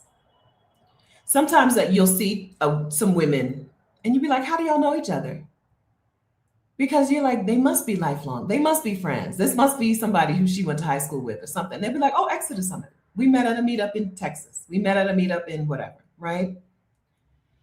In a time when we have a real deficit of actual community, at a time when we have a real loneliness and loneliness epidemic, but it's not just that, a connection epidemic. Exodus Summit is doing amazing things, right? It's life-changing. It's life-changing. So I'm so proud of it. I'm so proud of it. AJ, I want that. Not the cult part, okay? Don't have to worry. Our meetup is free. I don't know of a cult that lets you do things for free, okay? I don't know. But it is that there are people who will be like, I've not felt this. I've not felt this. Part of it is that there's only Black women at Exodus Summit events, unless we say otherwise, right? It's only Black women. When you involve other women, when you involve white women, it's something else. It becomes about competition. When you involve men, it can often involve subjugation, right? Men can't help but try to put their foot on your neck. Right? They can't help but try to prove that they're the man. And here's why: I have a penis, and so I should be in charge. I should be able to overtalk you, right? Often, not all men, okay? But men. And so having a place that is only Black women gets rid of all of that, right? I watched something the other day and they were like, because white women are always competing with each other. And I'm like, no shit, we've been said that. They said it as if it was some revelation. Can't remember what it was. White women are always I'm no kidding. We know that. I know that from middle school. Even the mothers and daughters and moms competed with their, right? When you don't have that, when you just have Black women, the space can be so healing and so open and so giving. Anytime you're in a space, a community where there are other people, Black women always have to be on the lookout, on guard, right? I go to like coaching programs and stuff. And you always have to be, you got always, I never am all me in those things. You always got to hold back because you don't know when, any second now, you're going to say some stuff and I'm going to be like, okay, peace. I'm leaving, right? I'm never going to get fully engaged and fully involved in things that involve everyone, right? I never am because a white woman going to be crying about something she did to herself and a man going to want to overtalk you and mansplain to you, right? Whereas when you're in community with Black women, you can be you, no matter what kind of Black woman you are, right? It doesn't matter if you're, I told you, I'm basic. I am a basic Black woman. You could be basic, you could be bougie, you could be whatever other kinds, the nerdy Black women, whatever. You can be you in these spaces because it's just Black women of all genres. Oh, I think I'm hilarious. Maybe if you're new here, you'd be like, what is she cracking up about? She just said the word genre and now she's laughing. I think that was funny. I have a favorite genre of Black woman, and it happens to be Chicago. Chicago and Detroit are very similar to me, just like I don't know the difference between Washington and Oregon, right? I love me a Chicago Black woman. That is my favorite genre of Black woman.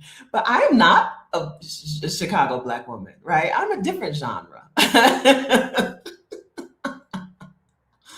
I am what would my genre be? My genre would be, let's see, I'm a talker and basic. I guess I'm just basic, right? I have basic Black woman experiences, but I'm also HBCU Black woman. That's a different genre. Okay, and HBCU Black women are a different genre. But I'm also raised in white world. I'm also that genre. Raised in white world, but with the Black church genre. Oh, I'm multifaceted. I'm also the Black church genre of Black woman, or the Black church raised and Black church raised Black woman. No matter your genre, right? It'd probably be easier for me to name what I'm not. I'm not comic books. I'm not a comic book genre of Black woman, right? But the comic book K-pop Black women, they all up in here. The K-pop Black girls, the comic book Black women, they're all here. Whatever it is, the yoga teacher, I just saw Viv's picture, the yoga Black women, the yoga Black women are here.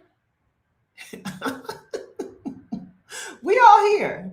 I would say I'm pretty basic. I wash my takeaway containers and put them in the cupboard like I purchased them. When I order my food for delivery, I wash the container and I put it up in the cabinet as if I purchased this container. I would say that's relatively basic. I do some basic broad stuff. Would you not agree with that? Yeah, I see. So when I meet a woman from, if I be like, oh, this is Chicago. I know this. I know this. I know what this is. This is Chicago. Sometimes she'll be like, I'm Detroit, right? I'm like, okay, I don't know the difference. I don't know the difference. Yeah, I'm pretty basic. I like that. I like that about me.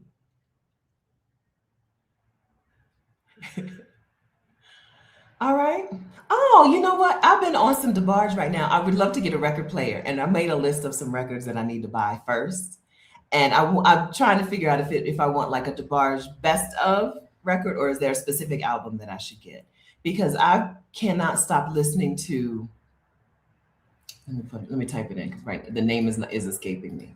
If I go to YouTube and I type in DeBarge, it should be the first thing that pops up because I've been listening to this on YouTube for. Oh, Love Me in a Special Way. So, as I've said, I've been thinking about what does art look like and what does Black art look like when Black people are all over the world, when Black Americans are all over the world.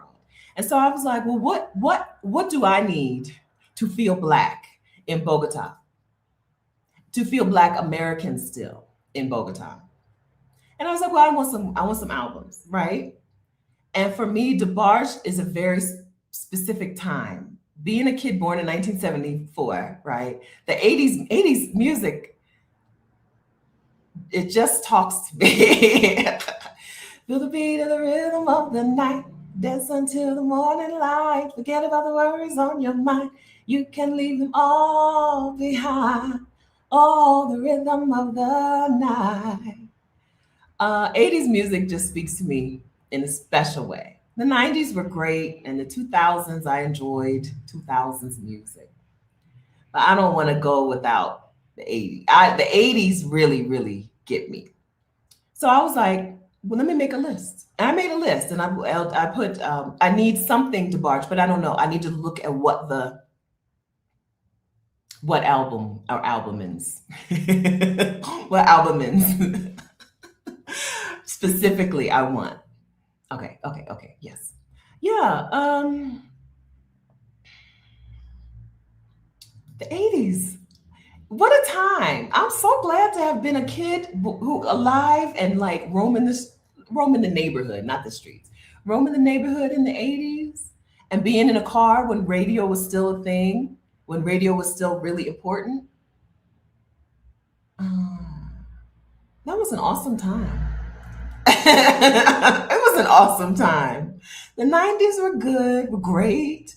2000s were great, but the 80s, man, art, art.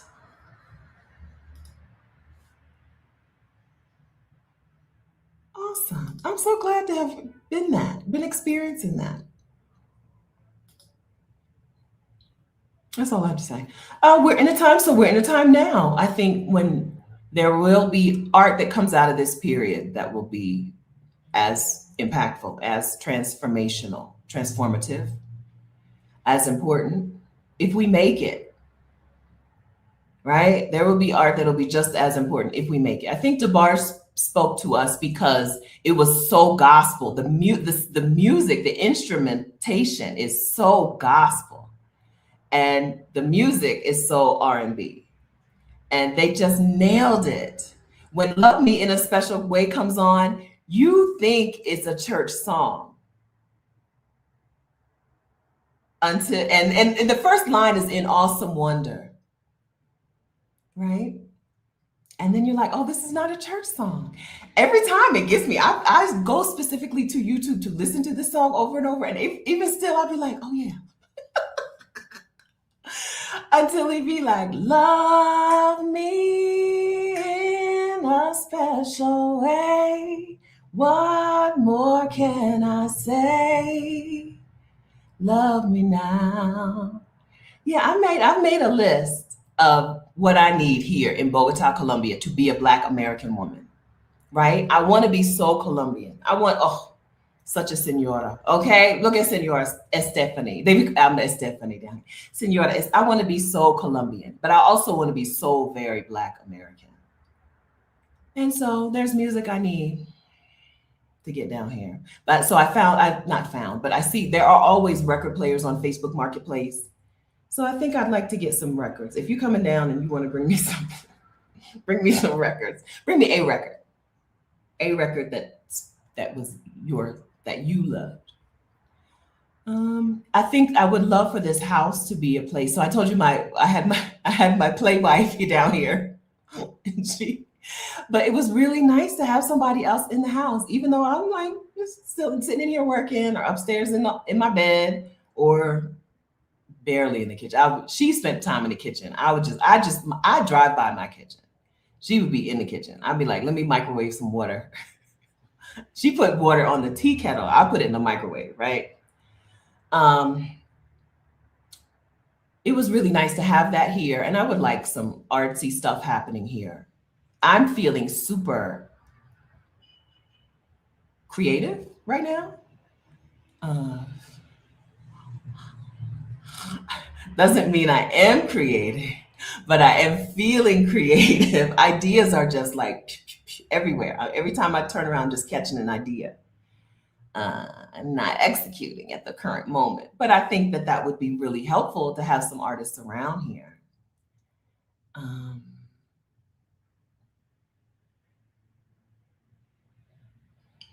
and so that's that.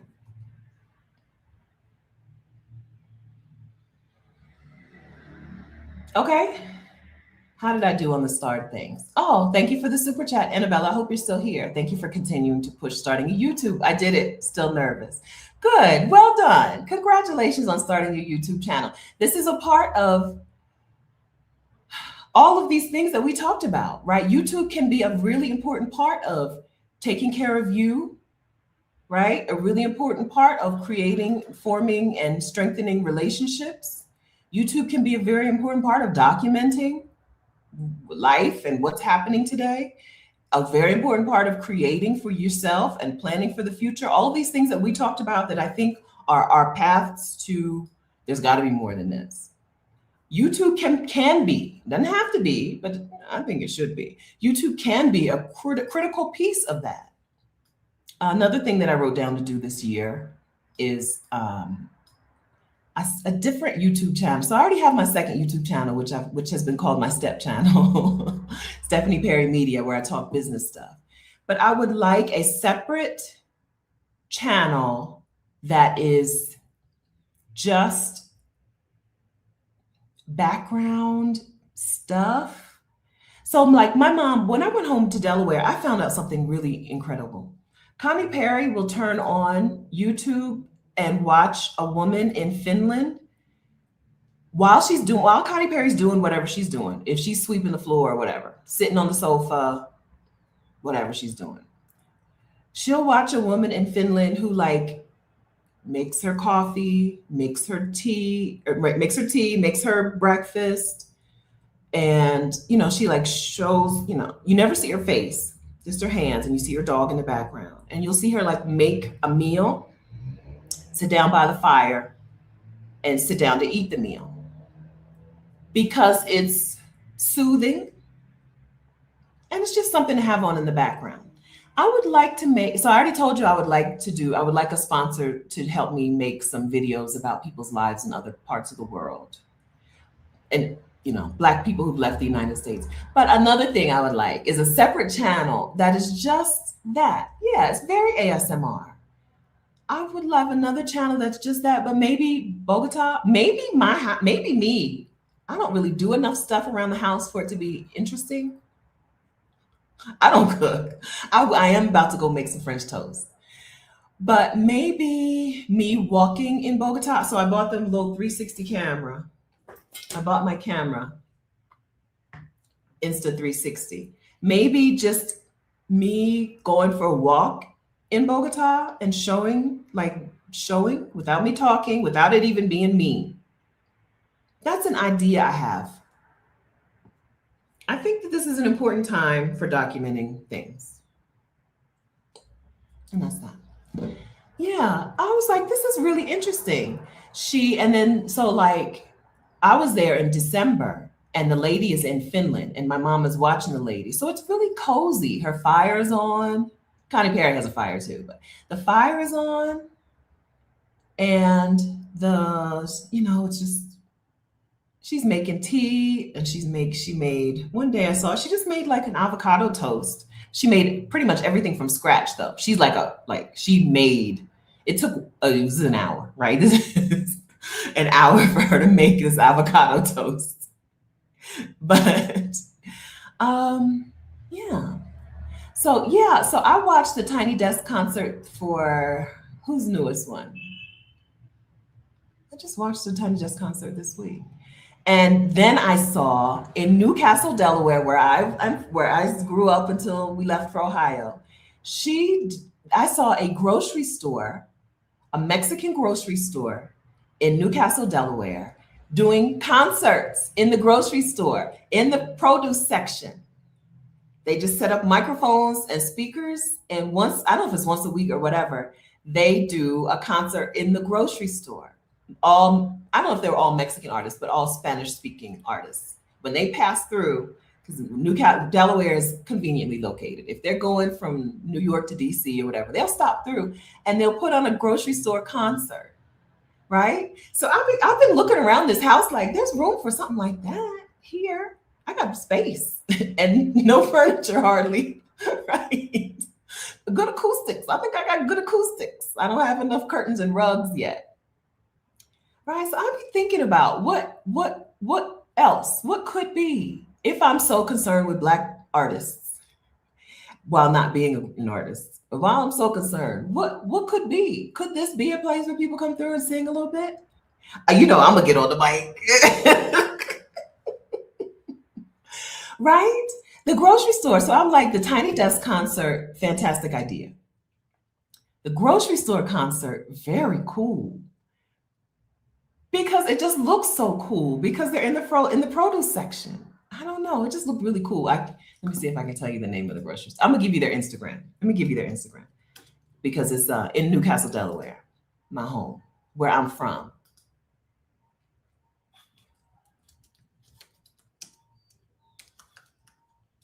I don't know how hard it'll be to find. I haven't followed too many people over the last few days, so it shouldn't be hard to find them. Following.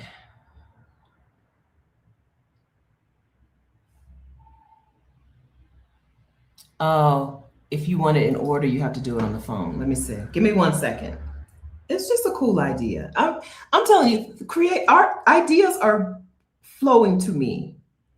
And for me, ideas are often what somebody else is doing. And then how can I make that work for me? Right? They're not like the most ingenious original ideas. I just mean somebody else is doing this thing and oh, how would that work for me? Right? If that lady in Finland is doing this, what would I want to do? Okay, Fiesta Fresh Market and Carniceria. Let's go here, type it in, Fiesta. It should come right up.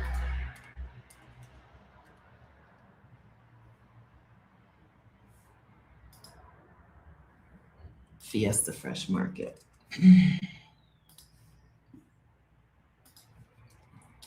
All right, so that's if you want to see some performers in a produce section of a grocery store, that's their Instagram.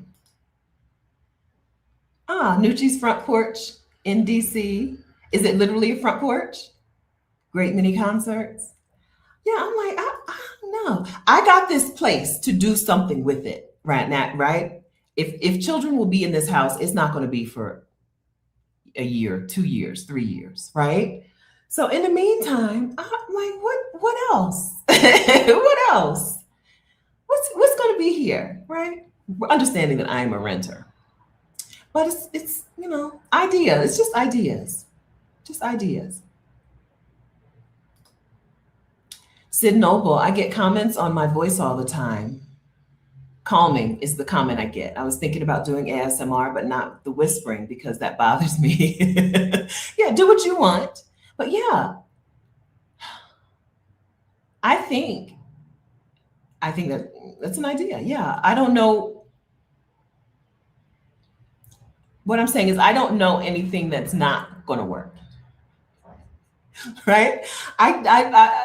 There's nothing. There's no idea where I'm like, no, that's not going to work.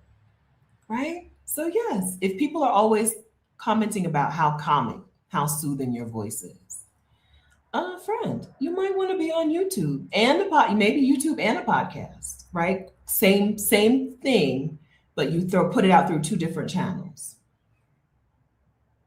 Yeah, front porch. Okay, I need to look for it.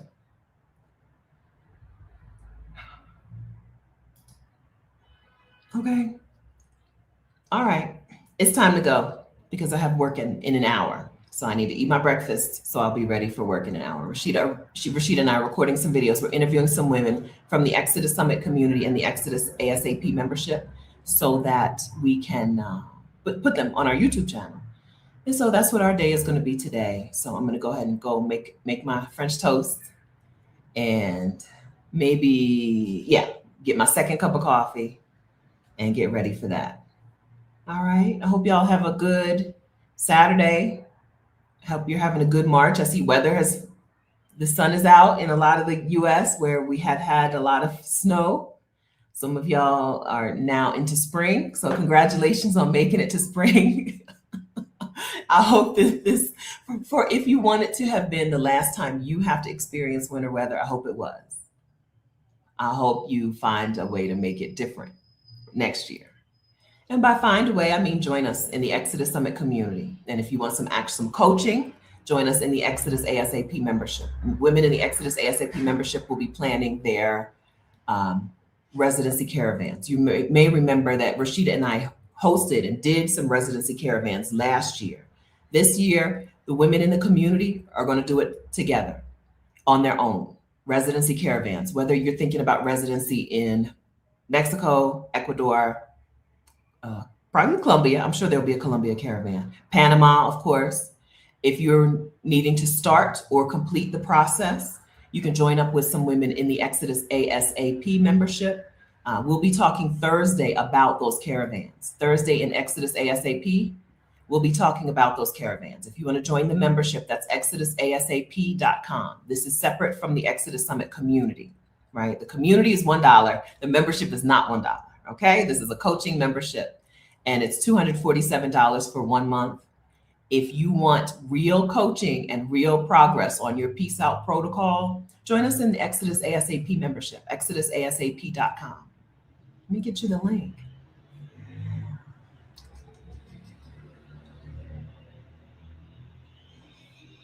I can do that.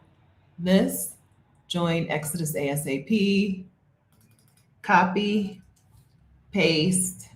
Okay, we finished February, which was scouting trip month, and then we're into March. We're doing decluttering. We're also Sunday, we're doing some live decluttering sessions on Sundays. March is DIY residency caravan month.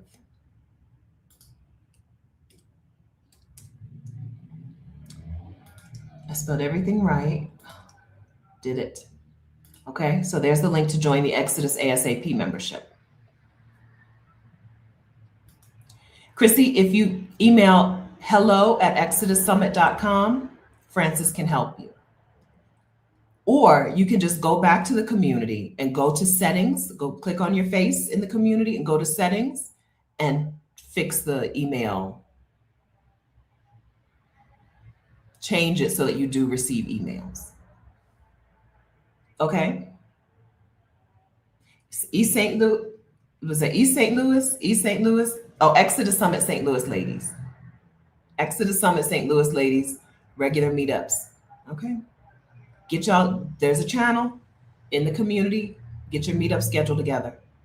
Some women do that and some do just whenever we feel like it meetups, right? Baltimore, I think they still do regular. New York City does regular. Texas does regular meetups, but then you can always do one-offs. Even if you have a regular schedule for meetups, you can still do one-offs. Anyone in the community can create a meetup. Okay. All right, friends. Nice hanging out with you again. I just want to close this by saying, if you feel like you want to do more, if you feel like there's something you want to make a shift, you can do it now. And I think it's a good time to do it. Even when the country is going bonkers, I think we'll be rewarded for taking action for ourselves at this time. I think so. Okay. Okay. We'll reap the reward if we don't faint. All right. Hit the like button before you go, or let us said, please. Okay. Hit the like button before you go. And also hit the share button. Share this video with a Black woman who you think would be okay with this conversation. Okay. If she's going to be upset about me just changing subjects back and forth, don't share it with her. Okay. Share it with somebody who you think would like to sit down and hear what's happening here. Okay. All right. Thanks for hanging out, friends. Don't forget to go to the community and check out all the meetups and then join a meetup. Go to a meetup. Okay. Thanks very much. You can hear the man. I heard tamales. I heard the tamale person ride by earlier, but I couldn't tell what he was saying. This is that Latin America. They will tell you what they're selling and you will come downstairs and get it if you want it. All right. Have a wonderful day. Thanks for being here, friends. Take good care. Bye.